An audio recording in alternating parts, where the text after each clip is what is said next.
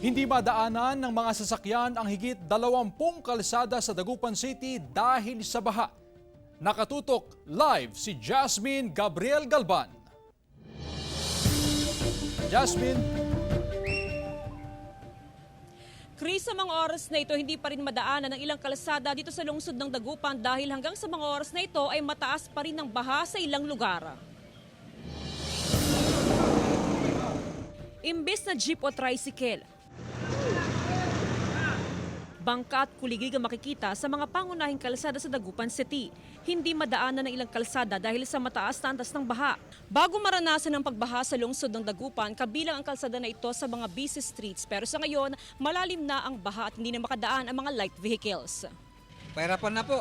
Pati ata sa Piers ata, hindi na kayo makadaan yung mga jeep doon eh. Malalim po. Wala, kuliklik na lang. Bukod sa Burgos Street, hindi na rin madaanan ang ilang bahagi ng Tapuac Road, Perez Boulevard, MH Del Pilar, Mayombo at maging ang EB Fernandez. Ang ginagawa na namin, nasa mababang lugar yung mga enforcer, tapos pag may mali na sasakyan, pinapaikot na namin, hindi na namin pinapaano. Ayon sa CDRRMO, 31 barangay sa lungsod ang binabaha. Sarado ang karamihan sa mga establisimento. May mga naglagay ng sandbag pero pinasok pa rin ng baha. So right now, yung level dun sa Santa Barbara bumababa pero pag ganyan na automatic na sinasalo na natin yung tubig. O permission din. Siyempre, wala tayong magagawa. Umabot na sa mahigit 1,500 na individual ang nasa mga evacuation center. Talagang mataas ang tubig hanggang dito sa may pusod. Puspusan ang pamamahagi ng Dagupan City Government ng food packs sa mga apektadong residente.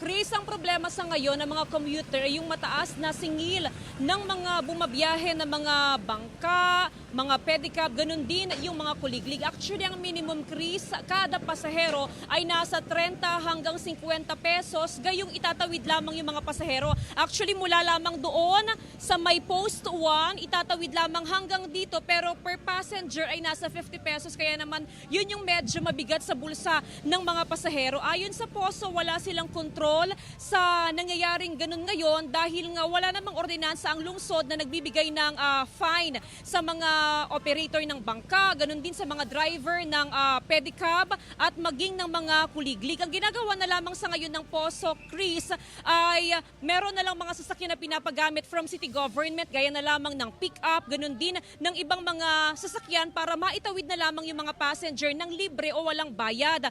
Humupa na sa ngayon, Chris, yung baha sa ilang lugar. Though malalim pa din, hindi pa rin madaanan ng ilang mga sasakyan. At ayon nga sa city government, partikular sa CDRRMO, possible daw na bukas ng umaga kung sasabayan ng high tide ay posibleng tumaas pang baha sa lungsod ng Dagupan. Chris? Maraming salamat, Jasmine Gabriel Galban.